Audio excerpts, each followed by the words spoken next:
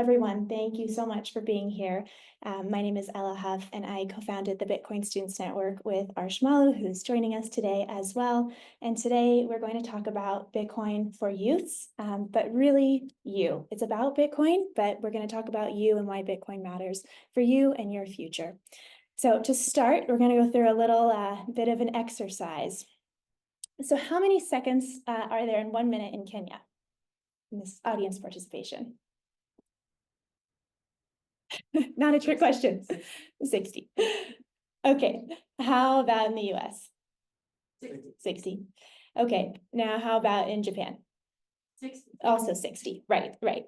Okay, how many Japanese yen are in $1 US? Are we allowed to Google? No Googling.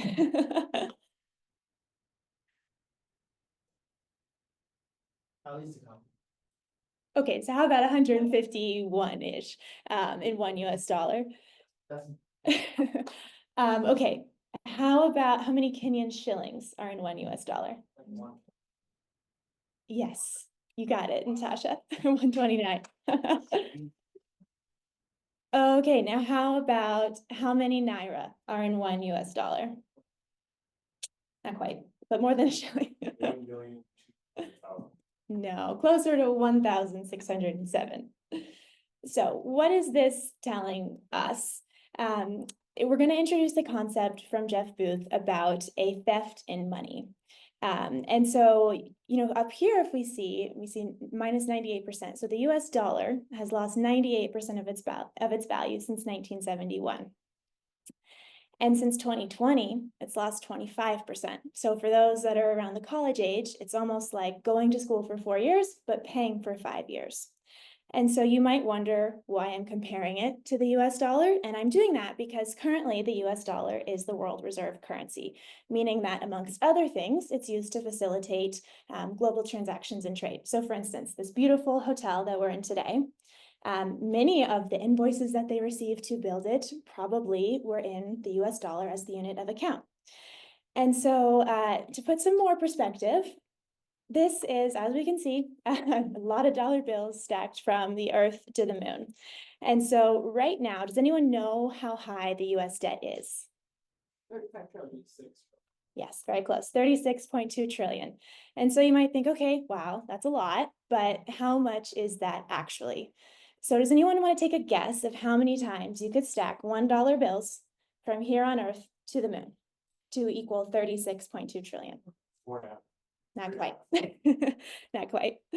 Anyone else? A little higher, 10 times. And so that is a huge number. Technically, it's 10.28, but we'll go with 10 for now.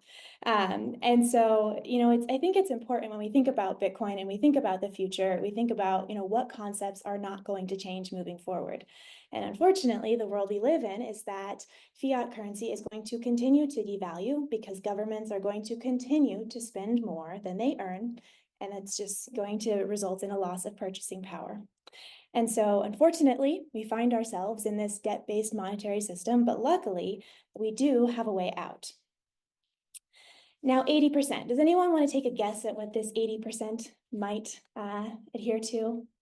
I'll give you a hint that it has to do with human rights, people's access to human rights. Number of people who live under an authoritarian regime. Yes, so exactly. 80% of the world lives under a non-democratic form of government. And it also means they don't experience rights such as free speech, property rights.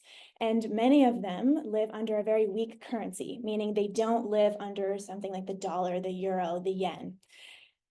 They all experience rates of theft in their money at varying degrees. So it looks different, as we saw, from Nigeria to Kenya to Ghana to any of the countries around the world. So what are really the stakes of all of this? What are some of the takeaways? One, we don't have any universal measurement of value as there is for time. Like we went through how there's 60 seconds in all of the different countries we were talking about. We don't have that for money. And number two, our money's broken. The global theft in money that we just went through exists in the world at varying degrees, but it exists. And so now, let's say goodbye to the moon. Let's come back down to Earth and to some hope. Why does this matter? And it matters because money is at the base layer of our society. It impacts the reality of the world that we see around us, from our architecture to what we consume to what we hear. And if our world has a breakdown in money, if we have to be much more short-term focused, if we don't think our money holds its value, we don't have a sense of delayed gratification or low time preference. And then low time preference is important because it helps us with the ability to set goals and think positively about the future and what we could accomplish in the future. So let's put this into real perception. I'm going to show you two buildings. So this first building is one that I walk by most every day at school, and it was built in 1875 when we had a much more sound, hard money in our world. And another one that I walk by kind of just around the corner was built in 1968. Does anyone want to comment on what they see amongst these two buildings? Yeah. Yes, you got it. We went from something that, took some craftsmanship. There's details in the tiling, different angles, to something that barely has any windows, that doesn't look very engaging, creative, value kind of seeped out of it there. And so it's important that we really, make tangible the effect of what our money losing value does to everything that it surrounds us. And I want to really emphasize the point of you matter. So if we go back to the title, Bitcoin for Youths, but where we underscored youths. When I look out into the room and when I get to talk to students all over, what I see is hope. I think Jack Mallers, a very wise Bitcoiner, puts it best when he describes money as an abstraction of our time and energy, meaning, you might go to your job, you spend your time, you spend your energy doing a job, and then you receive a salary. You get payment for that trade. And as we touched upon, money is on the other side of every transaction. So I was looking up, for instance, maybe the unofficial dish in Kenya, which is ni amu choma. Apologies if I pronounced that wrong, but we wouldn't put up, so it's a very beautiful meat dish from what I can tell. We would not put up if we only had 2% meat in that dish. If 98% of it was something not meat, we'd be like, this is not, I gave you money for this. This is not what I wanted. This isn't the trade that we agreed to. But we allow it in our money, and if money is an abstraction of our time and energy, we allow it in ourselves and in our future. And Bitcoin comes in and protects our human existence and integrity. So what I really want to emphasize is you matter, our voice, your voice, needs to be protected in the future and shouldn't be decreased, diminished when our money loses its value. It's recording. So Bitcoin is a tool to protect and preserve you and your participation in the future. And many of you already know this because, as we saw this summer with the Kenya Finance Bill, the youth really led the charge in having that be rejected. So I don't have to convince you all about how Bitcoin is a tool. So now I want to go into a little bit of a thought experiment for us. And I think it touches on a part of the white paper that is not often talked about. And so it's the idea of Bitcoin as a communications protocol. And so in the white paper, we can see here that they make note of, but no mechanism exists to make payments over a communications channel without a trusted third party. And so think about language for a moment. In our world today, you experience different advantages or disadvantages depending on what language you speak. So there's about 7,000 different languages in the world.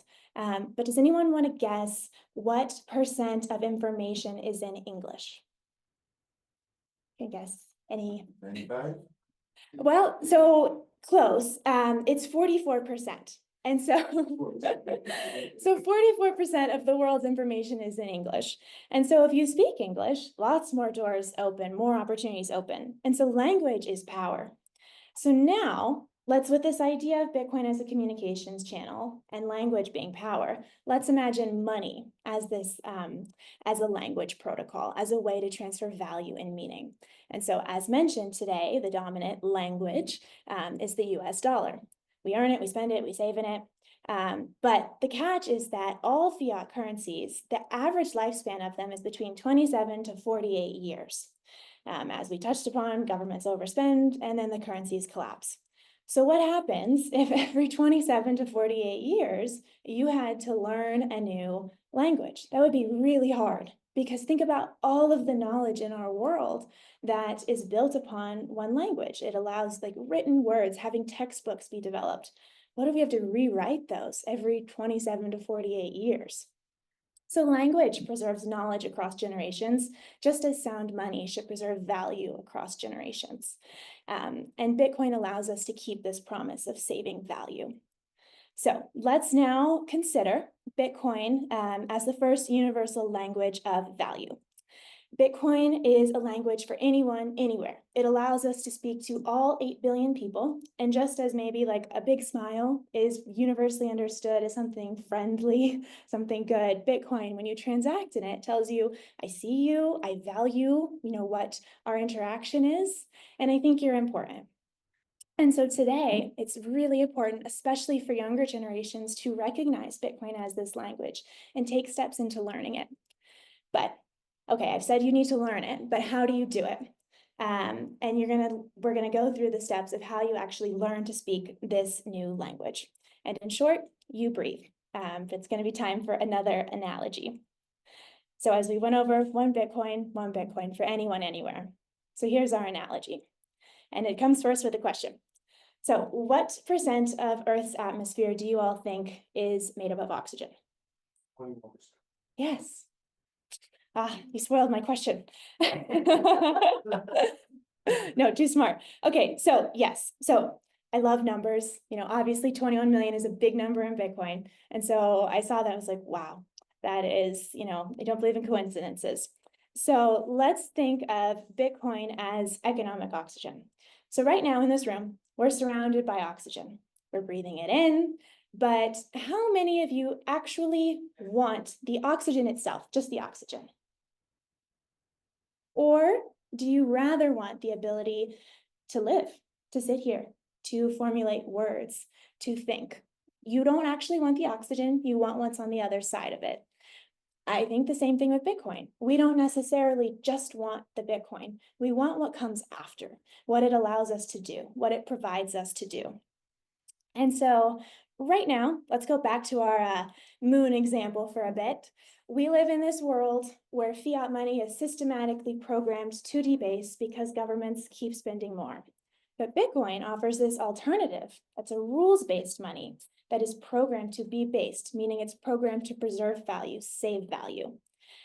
And so right now, I looked at a lot of different reports, some from EY, Deloitte, Fidelity, you name it, if it had anything to do with Gen Z, I read it. And Gen Z says that their top challenge in meeting their financial goals is the rising cost of living and inflation. So as we went through the math exercise earlier, the fact that you can stack $1 bills from the earth to the moon more than 10 times. And as we all know, there's very little oxygen to breathe in space. And so let's think about Bitcoin as this oxygen mask for Gen Z. And at first I think it's hard to really grasp why Bitcoin's valuable to you. You need to show, what use case, what problem is this solving for me? And what values does it have? Why should I value it? So if we think about all the oxygen in this room that we value, that we're willing to breathe in, it's because it's transparent. We know that it's not impaired. There's nothing affecting it. It's plentiful for all of us. And so I think we need to restore our hope. And we need to get off of the fact that, I can't set up any long-term goals because I'm too scared of the economic uncertainty. We can reject that. We can reject that what we care about doesn't matter. And Bitcoin allows us to do that. So let's start first with what's the value alignment between Gen Z and Bitcoin? So what I did is I looked at, as I mentioned, a lot of different reports. What do we care about? What does every Gen Z person in this room care about? And I started grouping them a little bit, and I thought, wow, a lot of this kind of relates over to the values that Bitcoin stands for. So what we're going to go through on the next couple slides is D, I, and Y. So one of the prominent values that Gen Z cared about was diversity. Gen Z is the most diverse generation of any of them. They really care about community and others above anything else. And so we're going to talk about which values of Bitcoin falls under that. And then integrity was the second one. But integrity as meaning sound in construction, unimpaired. So again, thinking about the oxygen in this room, Bitcoin, that it's immutable. And finally, agency. I really want to take control of my future, what path I want to go on. And so there's on the left up here, you can see a lot of the different features and values that Bitcoin has. And then I just pulled some of them over into what Gen Z cares about. So let's start with diversity. As I mentioned, Gen Z is the most diverse generation. Millennials as well are very diverse, and they really value community and others over any other topic that was surveyed. And what we know for sure is that 6% of Gen Z says that the financial system is competent, meaning 94% don't think it functions. And maybe that's even generous. So Bitcoin, it's peer-to-peer. It's decentralized, it's borderless, works anywhere, and it's open source. And so embodying those 4 values allows Bitcoin to be the asset that really uniquely champions humanity better than anything else. Let's move on to integrity. Gen Z is a pretty skeptical generation, probably for good reason. And 91% of them think that authenticity and transparency is paramount. And so luckily, Bitcoin comes in being, hey, it's trustless, just as we discussed earlier, a communications channel without any trusted intermediary. It's incorruptible, it's immutable. And so Bitcoin has these values that allows it to align with this idea of a new social movement of integrity. And finally, we'll talk about agency. So 76% of Gen Z value spending time on human issues. And very close in number, 77% want to follow their own path. They see the traditional path and they kind of say, okay, I see that, but I'm going to take an untraditional one. I want to see something else. And actually this morning, the CNN had an Inside Africa report on when I was eating breakfast, and they showed a diagram and it said, a survey, if given 100 USD, what would you do with it? And 45% of the respondents said, I would use it to start a new business, to pursue my own path. And so I saw that, I was like, wow, this is actually this statistic, don't trust verify. It seems to really be verified. But the problem is that many don't feel financially secure to be able to go start that business, to go pursue that path. And so it's important, if we bring in the idea of oxygen, put on your oxygen mask of Bitcoin to help yourself, and then you can go out and start that business, help others. And so I think this is just a nice way to package the different values that we have. DIY, do it yourself, I think is something that I see very common amongst a lot of my peers and other students that I meet. And so going back to, let's go a little bit deeper into this economic oxygen analogy. So let's talk about some similarities between oxygen and Bitcoin. It's shared, accessible to everyone across humanity. There's a really obvious use case for utility. I think we all appreciate the usefulness of oxygen. And it works in the background. Like, how many times in your day, raise your hand if you, at some point in your day, think about the oxygen that you breathe. Oh, you do. Okay. So not many of us do. And Bitcoin, it offers this ability to not kind of work to earn your wealth again. It allows it to just work, preserve value in the background, so you can go start that business, go pursue what you're interested in, go pursue your why. Some difference, a very critical difference though, is that oxygen is abundant, which is amazing, but Bitcoin is scarce. We need this scarcity in money to create abundance in everything else. Another hat tip to Jeff Booth. And implications, think about if you're up in space and you don't have any oxygen. What do you think your conscious level is? Are you thinking, or are you maybe you're a little unconscious, perhaps? So same thing with Bitcoin. If you can have that oxygen math that preserves value, gives you back that ability to think, go pursue your why, go pursue what brings you joy. And to sum up, really speaking Gen Z's language of value, our language of value, Bitcoin embraces diversity, it embraces community, it embraces our neighbor, the person sitting next to you right now. It maintains its integrity. It can't just be printed to the moon. It's unimpaired, it's sound in construction. And finally, it gives us breath. It gives us energy and consciousness to use our agency and to take ownership over our lives. So Bitcoin is also economic oxygen for everyone. It's not just for Gen Z, it's open for everyone. And to kind of end where we began, Bitcoin is a tool to protect you and your tomorrows, but today. So Finally, again, you matter, we matter as a collective, all of us, all over the world, all 8 billion people. And our future needs us. It needs what we have to offer. Another really wise Bitcoiner that I like, Knut Svanholm, says that Bitcoin is not the signal, but it's the greatest noise remover. So it's not the signal that you should focus all of your energy on, but it kind of takes out the noise. Like if you're listening to a radio and there's static, takes out the noise so you can just hear and follow your purpose and your passion. Bitcoin allows us to run away from things that are bad and run towards things that are good. So now some kind of lightning fire takeaways for you. Bitcoin's a tool in your toolbox. You don't need to change your interests to be interested in Bitcoin. It's just another tool to help you on your journey. If you have Bitcoin on exchanges, please take it off. That freedom money, that ability to own your money belongs in your hands. And then Arsh and I, who's back there, our door is always open for any students, anyone that has questions. We, about a year ago, created the Bitcoin Students Network, which is really aimed at helping students all over the world have conversations about Bitcoin. So right now, there's about 2,000 students across 65 countries a part of the network. And we have 115 kind of main nodes, point of contacts in 25 countries that are actively building clubs and forming student groups. So, wherever you are, if you might be the only person that you know that's interested in Bitcoin, except now you're at the Africa Bitcoin Conference, so I'm sure you've met some others. But we would love to welcome you into that network and be a resource for you all. And finally, we are so early. We are very, very early.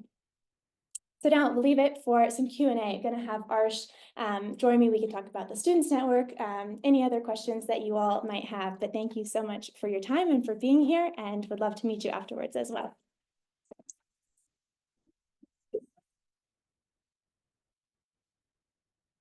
So yeah, we can talk about the Students Network. Dom. For a student in a school, what's the process for them building a Bitcoin community in their high school or their college? Like, how do they go about that? Yeah, so Arsh and I made kind of a spreadsheet with a guide of all of the steps of what you should do. Step one, we will give you the link tree, which has all of your main links. But really, step one, reach out to us. We'll set up a call, and then we'll walk you through, the template for your constitution. We'll talk, we even have email templates of how you send an email to your campus activities to say, hey, I want to start a club. We have slide decks on why Bitcoin matters, one-pagers of what Bitcoin is. So we can walk you through it step by step and help you with that. Yes. Awesome. Yeah. I really like the way you package that. I've not heard that angle. That's a lot of students in a lot of different countries. Is there any nuance to how that message comes across to different cultures, different, developments? Yeah, so if I understand your question, you're asking, is there any nuance to how you share the message? Yes, I think perspective is very, very critical because a lot of the times, I lead a Bitcoin club at my university and it's in the US. And so for a lot of them, they've never even considered the concept of being debanked or really this idea of a theft in money, inflation. And it was really thanks to the Human Rights Foundation that my eyes were really open to it a couple of years ago when I had the opportunity to go to the Oslo Freedom Forum. And so I think when you talk to someone, first thing is just listen. That's what I try to do, which is a little hard when you're giving a talk because I have to talk first and then I get to listen. But yes, recognize where they're coming from, what they might be interested in. So if I have someone who's interested in communications, let's just say, probably not going to go down the Austrian economics rabbit hole. If there's someone who's in, my school has a hotel school, maybe I'll talk to them about the fiat food conversation, what happens to our food quality when the money doesn't work. So there's certainly nuance to it because you really want to speak in a language that that person is coming from. Yeah, and just to add some more background to that, right? I don't know if it's your first Bitcoin event or if you've been around Bitcoiners in the past, right? So I think we're familiar with the angles of Bitcoin and how it can plug itself into a lot of different things. But my work at HRF and with the Bitcoin Students Network, just meeting people where they're at and seeing what they care about means a lot more. Because if you have the best product and you're advertising it to an NGO group or a civil liberties group, for example, And it doesn't have the right functions they care about, they're not gonna look at it again. That's what we've learned. Like, the products and the perspectives have to be pretty nailed for it to have their function again. And you know, for whatever reason they dismiss Bitcoin, it'll always naturally, you know, come back to them. And say, okay, you know, what was that thing that you were telling me about? But it just matters what they care about, right? If a student cares about you know, communications or economics or different things, try to find that angle to where they would care about. And I've also found most people care about themselves. A lot of people are concerned with, you know, what they want to do. And so if you frame it from, look, it's just a tool for you, it's normally at least a good hook. Yeah. Yeah. Yes. Yes, thanks for, I mean, I came a bit late, but No worries. at least I got the most important Yeah. parts. I have two questions. One, do you have a community or reached out to students in Central African Republic? And the second one is, what are the practical applications that you're educating students when it comes to Bitcoin? Because as you might have realized, the Yeah. off-ramp, on-ramp in many African countries is definitely not the same as in the US. So we would love to take our Bitcoins for those who are out of the Binance, but Yeah. the fact is that we cannot all go with some cold wallets Yeah. and Mhm. lose it or whatnot. It's Yes. just not gonna happen. Yes, so we do have clubs starting all over in Africa. And so we've also, let's see, is this better? You can hear. So we've also, so Digiodes and then the Core and many other Bitcoin Data, for instance, other groups that do really incredible work all across the continent. We've worked with them and their communities. And so through that, we're able to tap into lots of universities all over and can certainly connect you with people in those areas.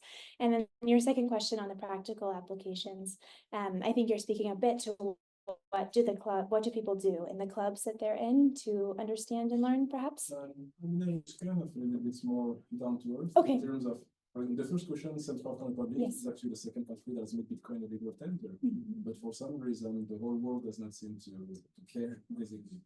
And the practical application of Bitcoin, I do refer to it because people do not hold Bitcoins in African countries to become rich. Yes. I mean, they would love to, but in general, they can't afford it. Yes. It's really a real mean of payments. It's a lifesaver for many of them. Yes, no, and a talk I'm going to do later today, we're doing a study on Bitcoin adoption, and is Bitcoin even being used as a tool for financial freedom in the world? How is it being used by people across different countries?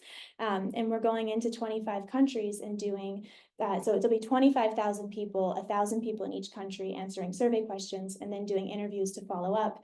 And that's part of it, you know, how are people actually using it? So yes, in the clubs, they all look a little different, but I'll maybe just share. A lot of the different clubs have different projects that they're doing. So maybe you have one that's much more technical focused and they might be going into different applications or actually creating different apps that make it easier to use or spend Bitcoin. Other ones that are more interested in research. So they might have a research paper or topic that they're doing. Others are interested in really honing into the peer-to-peer, helping their local businesses on board and then learning more themselves. So I hope that touches a little bit, but if it didn't, I'm happy to chat more after, yes. Oh, here we go. And Arsh and I's contact is up here. So if anyone wants to snap a picture or anything, happy to chat more later or around the conference. We'll be here the whole time. Yes, but thank you all so much for coming and would love to meet you all as well after. Thank you, everyone. Yes.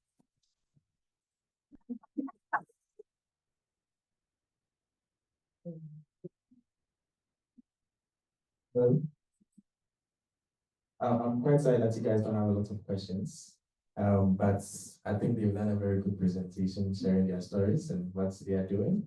I also just want to share a little bit about what we also as the Africa Bitcoin community have been doing. I think it's something that we can all collaborate on, especially in our individual circles. So as the Africa Bitcoin community, we have a program, we have a summer camp program where we come high school students for some days and then try to take them through various courses when it comes to financial freedom, and then try to encourage them to also do savings.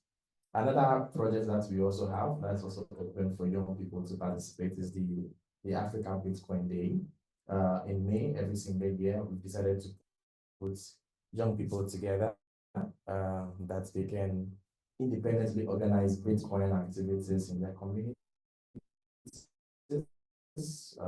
all across the continent. If you want to start a journey as a young person in Bitcoin, or you want to introduce other young people to Bitcoin, I think that's a very good opportunity to also explore. And then, of course, you can get very good knowledge from Ella and Ash to be able to share those in-depth knowledge with them. We are also open for collaborations because as part of our Bitcoin for Youngsters program, we want to reach out to more countries. We want to reach out to more students. The challenge that has been part of this going around various schools is whenever we go to a school and we talk to the principal that we want to come and teach Bitcoin to students, the first impression is where you come to teach the students as scam activities and stuff. So it's very, very difficult to get principals to give the go ahead that come and talk to our students. But I think there are some ones that are open. We've been able to, so because of that, we've been able to organize various sessions with students, and you can see the high level of interest when they get to discover the opportunities that are involved and that they can actually save their own money and have it with them rather than putting it or creating a bank account that's if the bank closes tomorrow, then your money is gone forever. And then also trying to teach them not to fall prey to scam activities. There are a lot of young people that want to make money.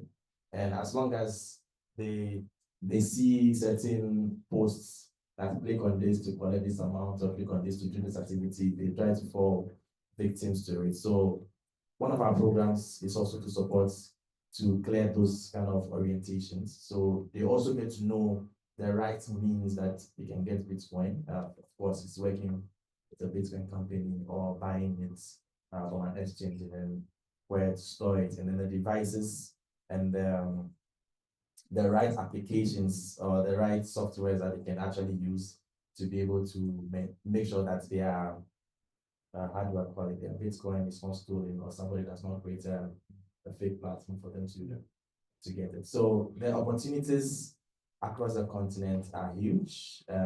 I think if you are a young person here, you want to do something, I believe there are tons of ideas that you can start. I think we've had someone attending the first Bitcoin conference and he's been able to create a whole circular economy in Ghana. So if you go to his community, you can go to the barbering salon and pay with Bitcoin. You can go to a local hotel and pay with Bitcoin. He's also using it to train a lot of young people in coding and website development and other things, all just because he just got involved in Bitcoin and saw how transformative it can be for his own community. So those are some of the things that we as young people in Africa can also explore in spreading the message of Bitcoin to people all across the continent. I think African Bitcoiners have a very good database and presentation on their websites where they presented all the Bitcoin projects across the continent and what they are doing.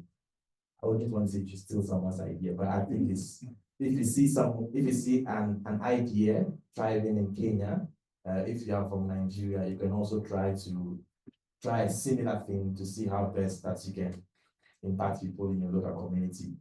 And there's a lot that we can do if we want to become a strong continent that uses Bitcoin.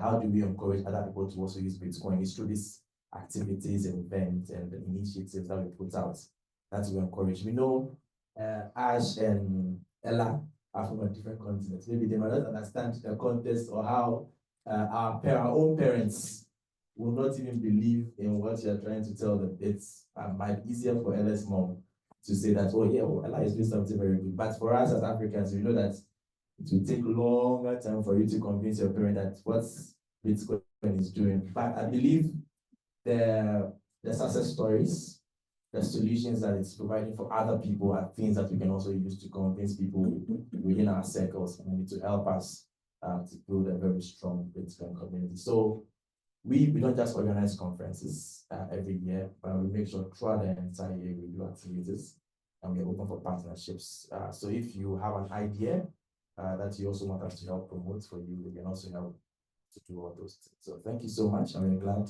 that you're enjoying the African Basement Conference.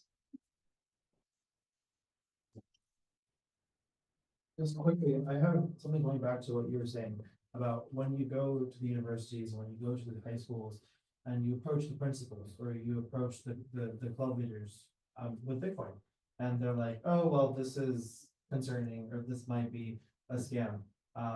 It's almost as if the students here are like the sly roundabout way to just like bring, grassroots, right? Yeah. If you can get the students to actually go and start the clubs, and if you can get the students to go and pitch their advisors. I mean, Ella, like, I just want to ask, like, what advice would you give to students who want to go bottom up instead of trying to go top down and trying to, get principals to like believe in Bitcoin and what they're doing? Well, I was always taught that you can ask for anything that you want as long as you ask for it respectfully.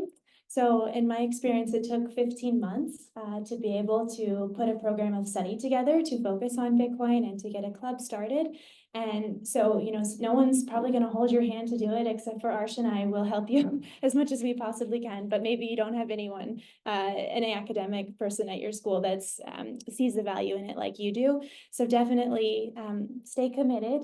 Reach out if there's ways we can help you. And then also it's really helpful if you really listen to what they're saying and what their concerns are. For instance, I had a professor tell me, why don't you just study the gold standard? And I should have, perhaps looking back, I can see, okay, they recognize the value of a sound money. Maybe I should have gone back to them in a way that, I see that you can appreciate that. And here is how Bitcoin builds upon that idea and actually improves upon it. So stay committed, be respectful, and then really listen to what they're saying and kind of help them on their journey and be graceful with that. And then I think maybe perhaps, Linda, you had a question. Yes. Someone else on the back. So I'm quite short, that's why I said that. Thank you.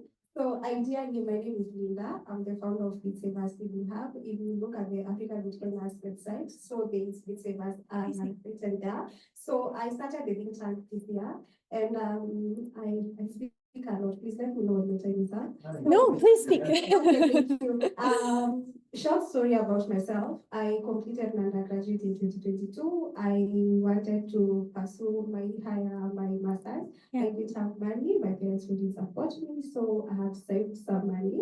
I paid my school fees, and I was left. So I had to learn how to survive. So surviving means sleeping hungry, not knowing how to pay your bills, and it was I call those the dark days. So they were very dark, and so what I learned after now 1 year, so the beginning of this year, I was in as much as I struggled, the reward, it was so rewarding, like taking the risk. So I got to learn about Bitcoin last year, November, and I was fortunate enough to run a Chess Academy Kenya. Amazing. Yes. Yeah. So, and after that, I remember my students were asking me, so after you taught us, what should we do next? And that was my real concern. So this year, I roll out something known as the mentorship program. So we train people on, we mentor people on Bitcoin, graphic design in Bitcoin. So we are fortunate to have Paul Eke, one of the MCs, he's our tutor. And also we have Adele, she works for Bitcoin Ladder. Yes. She helps us with digital marketing.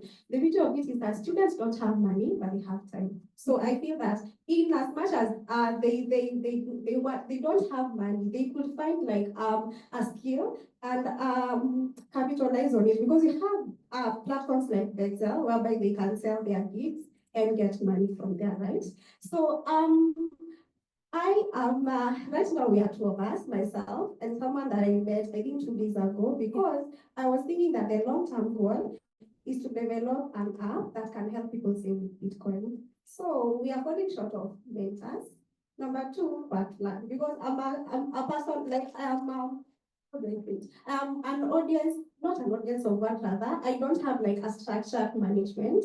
And because of that, you find I struggle a lot. I study, I teach students because ideally I have to work for the school. Unfortunately, the same school, I cannot even run a club. I remember I've been having cases with the dean of students back and forth because I've been trying to register a club and it was like, wow, you are trying to mislead our students, and because of that, I find out even my colleagues are not supportful of what I do. To make the matters worse, my parents don't even believe in what I do. So because of that, it is really frustrating in as much as I make fun of it. So my question is, other people, okay, you say that you work with people, right?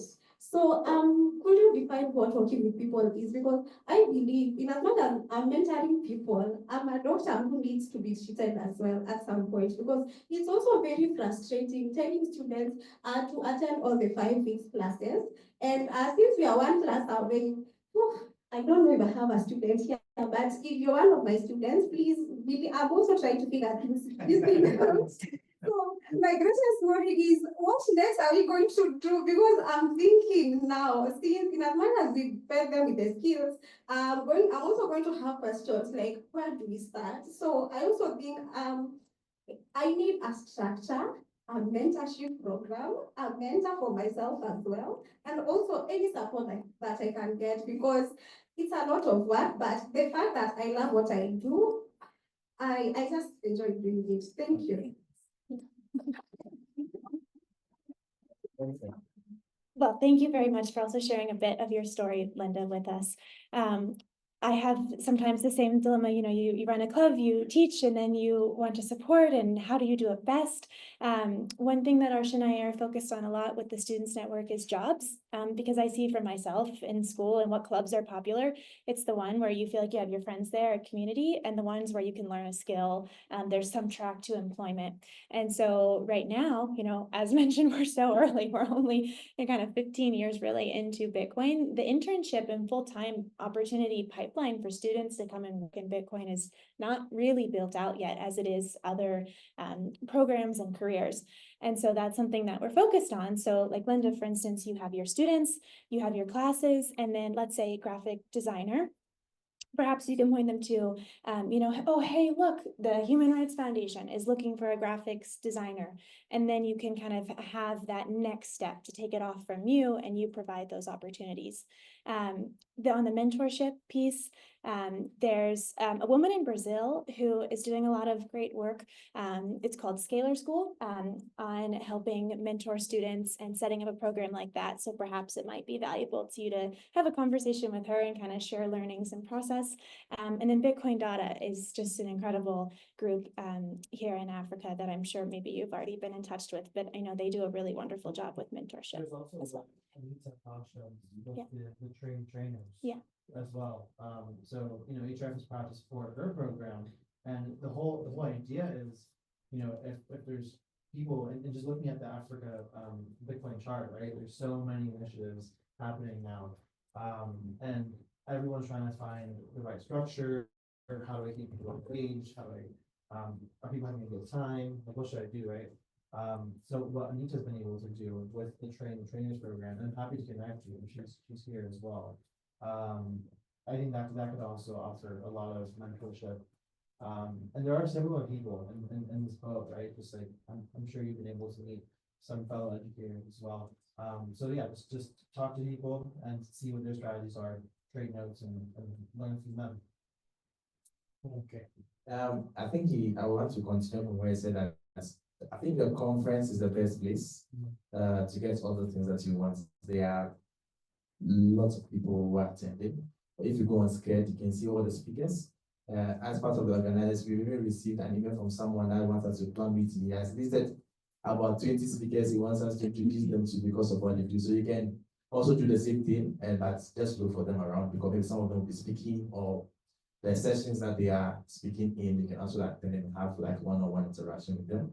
I also know that it's quite expensive to run an organization, especially here, where you don't have people to go to for funding and other stuff. So you can look for new ways to do things. So if you want to create a club on campus that they're not giving you support, why not create a WhatsApp group and get the people inside and start doing it, and then probably one of them will be that person that will introduce you to the dean, and probably might get, because of course they are seeing results because of their association with what they are doing. So, and of course, their conference is huge. So try and network with lots of people. I'm sure you find people to help you one way or the other.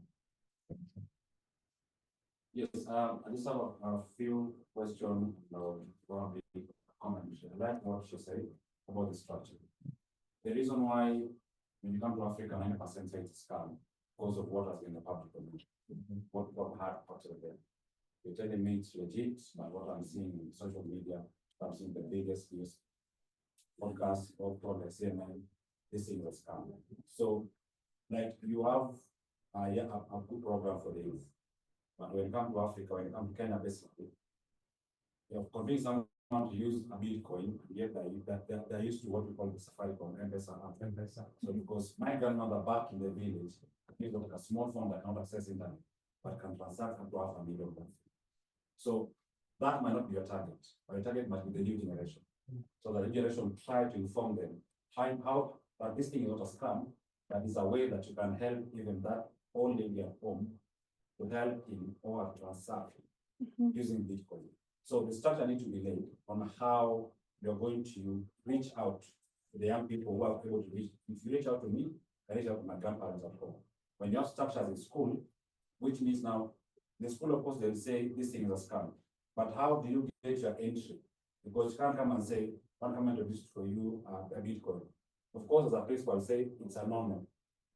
But if you say, I want to come to school, I want to do a project, probably want to spend some amount of money to probably build a classroom or to build a well.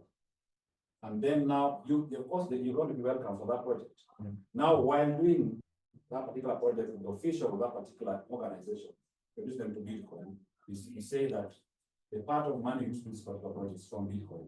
Now you're able to have a breakthrough to them and explain to them what it means. So I think it's a matter of just changing the perception and finding means and ways going to enter into that particular market. By doing so, you'll be able now to gather skills on how to reach young people. But the best individual for this particular thing is the Gen Z, the youth, and probably the age that people understand what technology is all about. But remember, technology also there's the negative side of it. Someone started asking you, so what if I have an account, someone has an account? What is it? I'll tell you, I want to have a coin, but can I change that into cash if I want to have that cash? Yeah. How am I doing it? You're telling someone to register, account to open, but use the email. Is there any other means, the fastest way someone, if I call back at home and say, this thing is okay, because I've talked about it, I've seen it, and someone also registers, this is the way to go. So I think the best thing is do the structures and find means and way. Going through colleges, universities, institutions. Personally, I'm a chef. I can tell you for free, 90% of the chefs, I'm busy going home and I want to think of the next menu, my next plan. I don't have time to think about the Bitcoin. If I come to you, I want the quickest way to know that the little money that I get, once I have something in my bank account, I've finished sending to my family, I want to send something to Bitcoin through my phone, that if I step out for 5 minutes, I can able to transact from my phone, my Bitcoin account. Someone able to get back to me a month and say, your account has been doing well, this has been your growth. Without me thinking, that money is there, I think that money I never get. Yeah. So there's a lot of trust, but I think the best thing is structure. For Kenyan system is structure. Because you're going to competition Safaricom, but you need to complement each other. Whatever you guys are doing, so I call adding value by increasing the price. Thank you very much. Well, I was just gonna say, actually, may I ask you to, I was just gonna show you really quickly on the note of structure. Maybe you're a student and you're not ready to do the full time commitment of starting a club, and you just want to connect with other clubs and see what exists. So I'm just pulling up the link tree on here, which links you to all of our resources, everything. But anytime anyone has a meeting, you're welcome to join it. So anytime I hold a Bitcoin Club meeting, and we're talking about it, I send the Zoom link out to everyone in our network. And we have people from Taiwan and Canada and sometimes Malawi that join in to the meeting. So maybe step one is just join. You don't need to go and build your own right away. If you want to, we also have in here a whole resources list, and there is a very step-by-step guide on the steps you can take. So maybe this will load and I'll show you, but we can definitely help you make that tangible, the step, so it's not just so broad. Okay.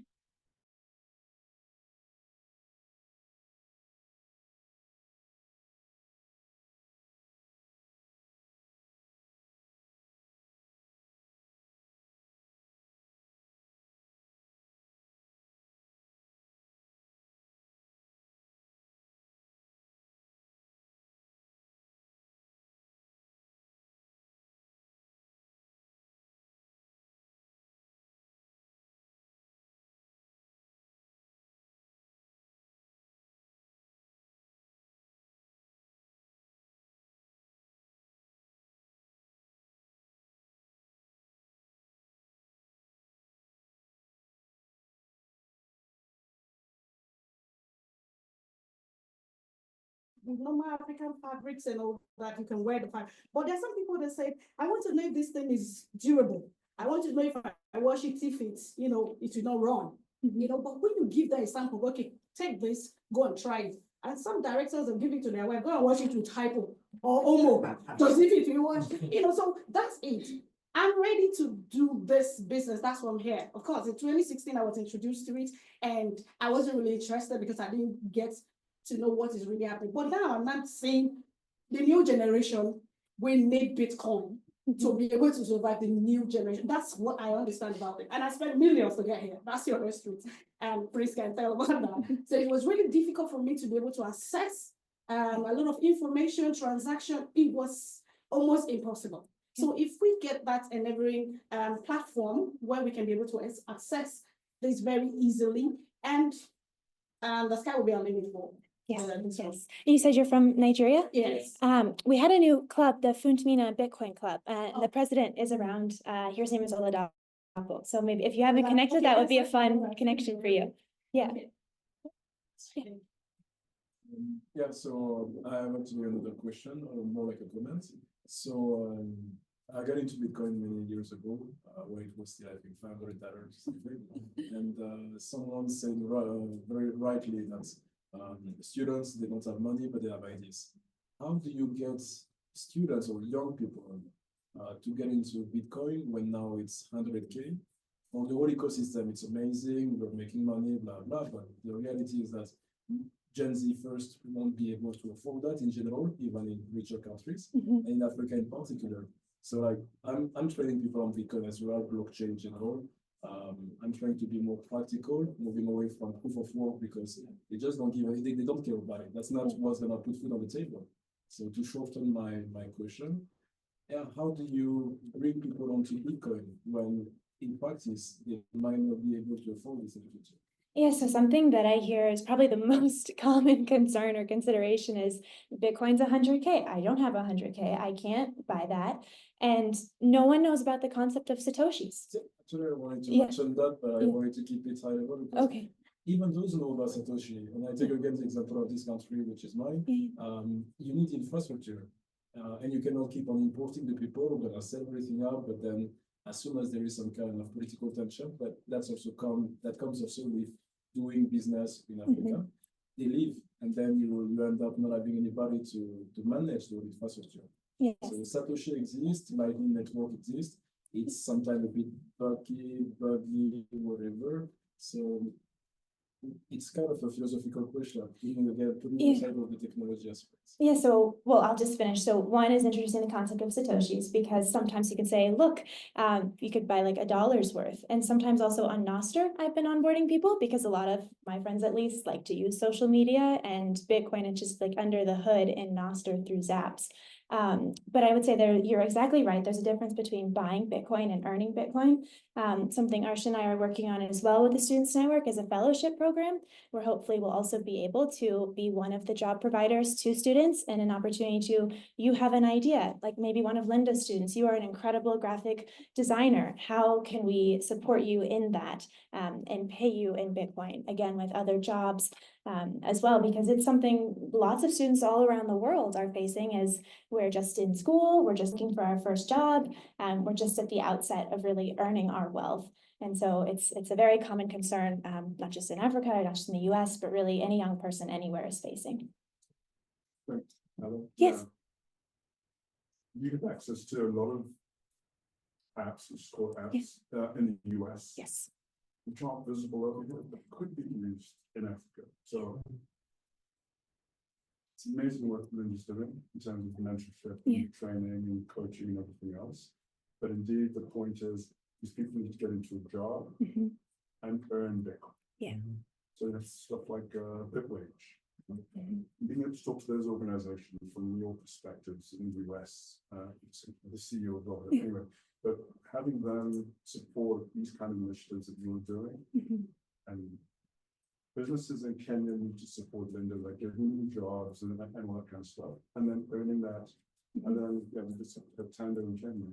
If you want to spend your Bitcoin, it's really easy now. Tando's huge market opportunity across Africa now. If we can get that to scale, and every country will be different. Not everybody's on the M-Pesa system, but there will be ways to adapt what Tando does in Kenya, or Nigeria, Ghana, etc., etc. At that point where people hold their Bitcoin, and then when they just need to go sell, they don't need to actually convince that person, can I give you Bitcoin? It'll come across in Sydney or whatever, in Naira or whatever it might be. But they're holding their money in Bitcoin, and they can spend it easily, and then find a way to get them to earn Bitcoin. It goes back into the self-custody wallet. And if you can build that chain, I think that's the biggest thing for Africa for us. All the other apps, yes, technical coding and all that is really good. People just need to Yes. And even though I'm in the US and we do have lots and lots of infrastructure built up, I live in New York State where we have what's called the BIT license, which makes it impossible to do much of anything with Bitcoin. And so I completely agree. And there's one called Koinos, for instance, that I recently found that has really been helpful.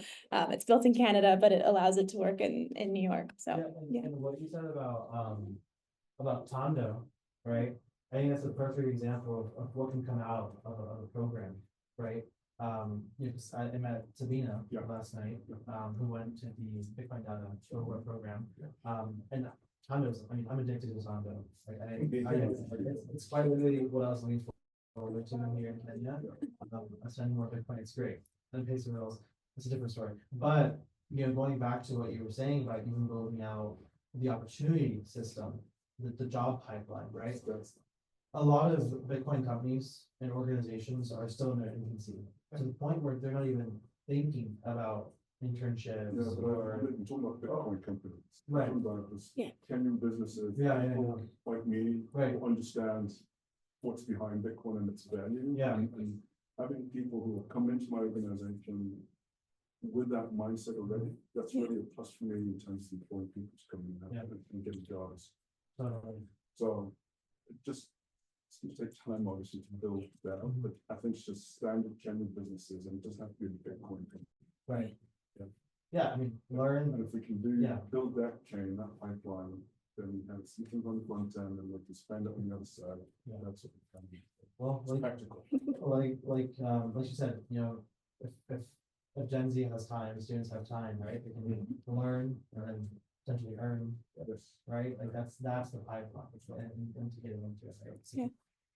Arsh, can I add something? Yeah, sure. So also yesterday we got to visit one of the gridless sites, and Eric Hirschman made a really interesting comment. He said, oh, what if we could get our local energy providers to accept Bitcoin?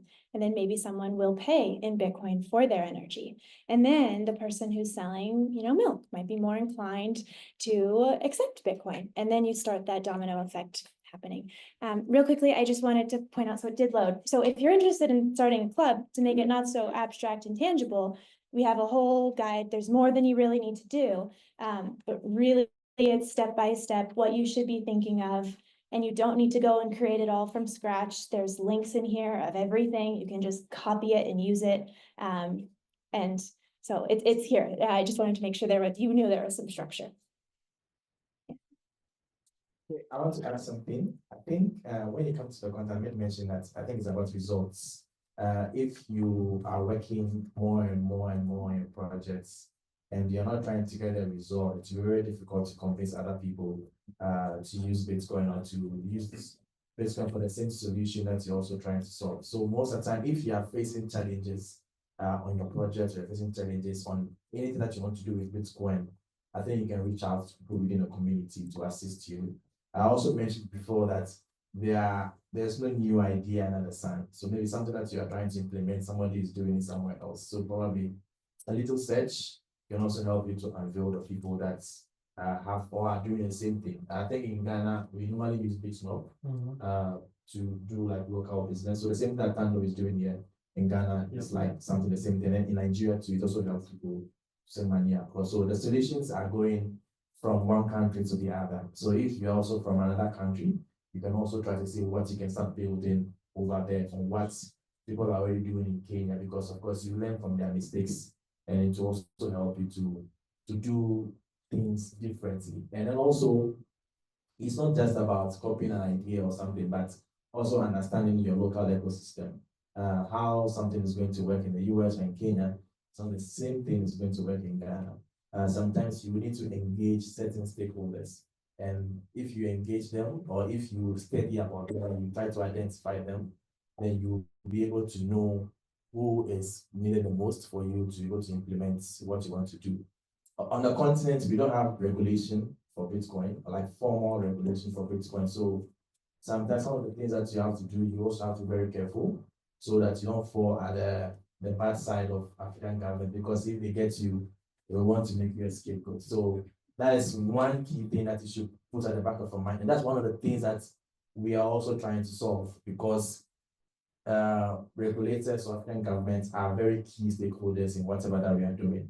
So sometimes try and read some of the new laws that they are developing. I know Kenya, for instance, has invited the crypto community to their parliament house to engage them to know more about what they're doing. In Ghana, they have they're putting together the Cybersecurity Acts, which try to ensure that people are protected with whatever they do on the internet. I'm sure so same things are happening across the entire country, because governments are open to the kind of power the internet has and the kind of technologies that we are being run through technology. So just be careful and don't try to fall into trouble. But if you fall into trouble, we also try and support you. Yes. Just one more thing. Yeah. Just one more thing. You said something about the government policies. Yeah. Love our country. But no, when never country that our people produce are not with us, things are not good. So as much as we invite the people who are with us, tell them what we concerned about and all these provides. The same information should be public domain, because if you want that information coming from our government, chance of that information being questioned, it's high. And at the end of the day, you might tell someone to venture into it, and I end up become a victim of wrong circumstances. So the information should be clear and should be flowing, so that whatever the systems you have, what you inform the government should be, like you said, about dealing with things to do with tenders and everything. And of course, the local businesses. You know, we have slums, we have guys in different areas. I don't know, so that you give someone an option. If Safaricom is still okay, because then the policies and the business government. Cryptocurrency is okay, there's only business government, but the policies are laid bare to everybody. Because at the end of the day, minus policies, everybody like, I want to do it, but I'm a bit hesitant. So when the government comes for you, the government is an example, trust me, not something I tried to come about. That would be good for you guys also to do those policies, so that the people responsible who wants to explain to government what cryptocurrency is all about, so the very same people going also to the media outlet and explaining. That's what from the government, the same information I'm telling you. So like, even with that thing, you come to me and say the government was informed, you have the evidence, parliament was informed, that's what I'm using. So I have both options for easy access and for easy training. Okay. Thank you. I think we are running behind tonight. Time for lunch. So I think Ella and Ash are all still around through the entire conference. They have a lot of resources. You can also follow them on social media, because I'm sure you guys tweet a lot. They tweet very sensible things, and they also tweet opportunities as well. Not as much as you. A lot of opportunities can be found on their platforms. Let's collaborate. We can't leave this conference without taking someone's contact that you want to start something with, or you want to learn from them, or you want to support them. So let's try and build the African community together. also empower more young people to know the power of Bitcoin. Because if by the time we are 50 years old, that is when people will start regretting that they don't know anything about Bitcoin and the power that it could help solve their local problems. So thank you very much. Thank you.